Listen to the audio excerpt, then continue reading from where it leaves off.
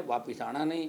और 21 का जो रिकॉर्ड उन्होंने बनाया कांग्रेस की, कम से कम वो रिकॉर्ड भी खुद ही तोड़ेंगे। 21 से 10-11 पे आ जाएंगे और उनको अपना समय पास करना। इसलिए कभी कहीं जाते हैं, कभी कहीं जाते हैं, जहाँ जाते हैं उस एमएलए के बारे में, मंत्री के बारे में बयान देते हैं कि ये होते तो मेरी सरकार बचती, ये मुझे सूचना देता, ये वो करता। मतलब जो हरकतें अभी मुख्यमंत्री कर रहे हैं वो बचकानी हरकतें। अशोक गहलोत को एक मतलब उस हिसाब से माना जाता था कि बहुत बड़े पॉलिटिशियन, लेकिन मुझे नहीं लगता कि बहुत बड़े पॉलिटिशियन है। अगर पॉलिटिशियन बड़े होते तो इनका बेटा चुनाव नहीं हारता और इस तरह की परेशानियों को उनको सामना नहीं करना पड़ता। सिर्फ अपनी सरकार बचाने के लिए ब्यूरोक्रेसी को फ्री हैंड कर दिया राजस्थान के अंदर। और भारतीय जनता पार्टी चुप है, विपक्षी भूमिका निभा नहीं रही। उनको लग रहा है कि मोदी की लहर चलेगी और 150 सीट हमारी आ जाएगी, इसलिए कपड़ों पर दाग नहीं लगे। इन आप देखिए कि एक भी धरना प्रदर्शन भारतीय जनता पार्टी ने, चाहे रीट एग्जाम से लेके जितने भी पेपर आउट हुए राजस्थान के अंदर, और ये जैसे गाय का मामला था, जितने भी कोरोना काल के अंदर आप देखिए 50 लाख मौतें देश में हुई। राजस्थान के अंदर भी किस तरह के हाहाकार कोरोना में मचा, लेकिन बीजेपी के सांसद अभी भी कोरोना के अंदर जो राजस्थान की दुर्गति थी, देश की दुर्गति, वो एक शब्द नहीं बोलते। उनको डर लगता हमारी टिकट कट जाएगी।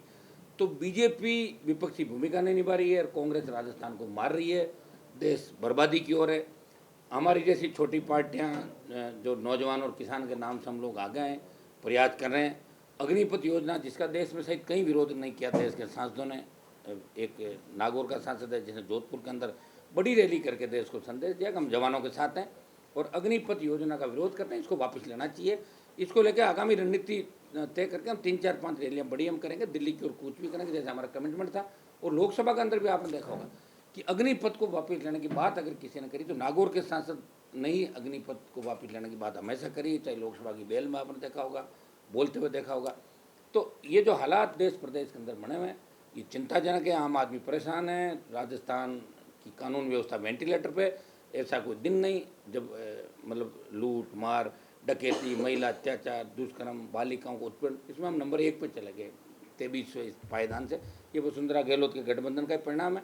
और अभी एक मुद्दा और चल रहा है कि ओबीसी जो हमारा वर्ग है, ये आरक्षण मिला था 1999-2000 के अंदर, तो बड़ा आंदोलन करना पड़ा। और पहले जाट समाज के साथ साथ अन्य जातियां भी फिर ओबीसी के अंदर ली गई। तो संख्या 60% है देश के अंदर, उनको 21% आरक्षण यहाँ मिला राजस्थान के अंदर।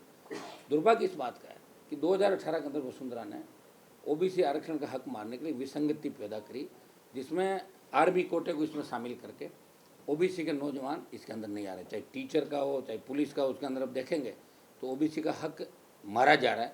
हम ये मांग करते हैं कि ओबीसी का आरक्षण कोटा और बढ़े देश और प्रदेश की नौकरियों के अंदर। और अभी ओबीसी के नाम से मीटिंग की गई जोधपुर के अंदर, देश के गृह मंत्री भी आए, तमाम यहाँ के मंत्री थे, आपके राजस्थान के तमाम नेता थे, जो मुख्यमंत्री के सारे दावेदार थे। लेकिन ओबीसी की मीटिंग, ओबीसी का जो प्रकोष्ठ है उसकी मीटिंग के अंदर भी ओबीसी का जिक्र नहीं करना कि किस तरह ओबीसी आरक्षण में ओबीसी के लोगों का हक मारा जा रहा है, इस ओर इंगित करता है कि जनता को आंखों पे पट्टी बांध के और इनको पागल बनाना है। अपने आप वोट देंगे, कांग्रेस से दुखी होंगे। बीजेपी कई नेता कहते हैं कि कांग्रेस से दुखी होंगे तो कहाँ जाएंगे, यहाँ तो कल्चर है राजस्थान में, एक बार कांग्रेस, एक बार भाजपा, एक बार कांग्रेस, एक बार भाजपा। लेकिन हम इस व्यवस्था को बदलेंगे, प्रयास करेंगे। और मैं इसमें एक और बात कहना चाहूँगा कि अभी मैंने देखा कांग्रेस के 2-3 लोग, जो पहले गहलोत सरकार में एक मंत्री भी थे, आपके इसी संभाग से मंत्री थे, जब तो ओबीसी याद आई नहीं, और जैसे पिछवाड़े पे लात पड़ी तो ओबीसी याद आ गई। अब खाली हो गए तो ओबीसी का झंडा लेके घूम रहे हैं। वो जब समय रहते ही बात क्यों नहीं करते? अगर 18 का मामला था और कांग्रेस के नेताओं का मामला उठाना तो 18 के अंदर उठाते, 19 में उठाते, 20 में उठाते, 21 में उठाते, एकदम 22 फ्री हो गए तो काम नहीं है भाई, सब जगह चल गए, अब क्या करना है, तो लास्ट में ये जाति का झंडा लेके चलो, क्योंकि उसमें उनको सफलता नहीं मिलेगी। राजस्थान का नौजवान सारी बात जानता है। और जो परसों विधानसभा का सत्र चलेगा, इसमें राष्ट्रीय लोकतांत्रिक पार्टी ओबीसी आरक्षण की जो विसंगति है इसको राजस्थान सरकार दूर करे।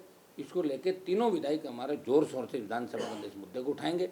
लंपी को महामारी घोषित करे, इस मामले को उठाएंगे।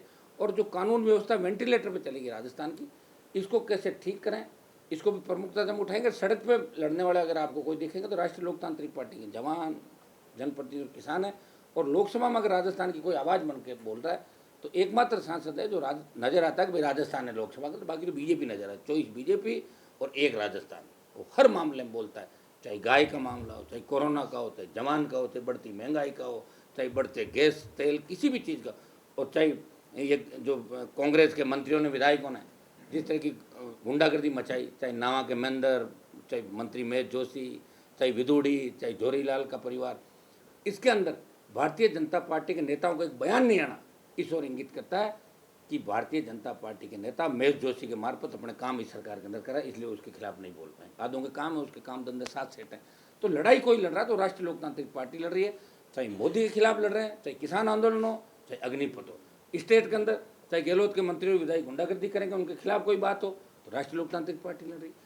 सीआरपीएफ के जवान को न्याय दिलाना हो तो आपको पता कौन लड़ाई लड़ रहा है। एकमात्र व्यक्ति जो लड़ाई लड़ रहा है उसकी पार्टी लड़ रही। और चूंकि हमने पार्टी बनाई, जब ये एक वचन राजस्थान की जनता को दिया था कि ये जवान और किसान की पार्टी है, जब भी जवान किसान को हमारी जरूरत होगी हम सत्ता को ठोकर मार के, मंत्री पदों को ठोकर मार के सड़क पे हमारे लोगों के साथ खड़े मिलेंगे। और हमारे वचन पे हम वचनबद्ध है। और गौ माता को न्याय मिले, हमारी गाय बचाई जा सके। राजस्थान में सबसे बड़ा पशुधन है।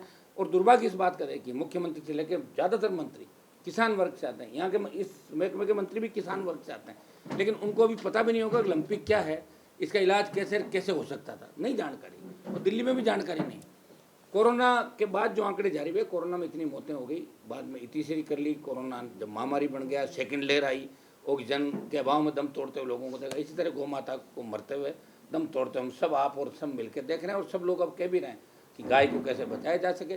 का समय रहते अगर कांग्रेस और भारतीय जनता पार्टी दोनों सोचते तो गाय को बचाया जा सकता था, पशुधन को बचाया जा सकता था। लेकिन मैं आपको विश्वास दिलाता हूँ कि आरएलपी पार्टी गौ माता को बचाने के लिए, तमाम जो मुद्दे मैंने आपको कहा, इनको बचाने के, राजस्थान को बचाने के लिए पुरजोर तरीके से सड़क से लेकर विधानसभा और लोकसभा तक सारे लोगों के लिए आंदोलन करेगी, प्रयास करेंगे। और सरकारों को समय समय पर याद भी हम दिलाते रहेंगे।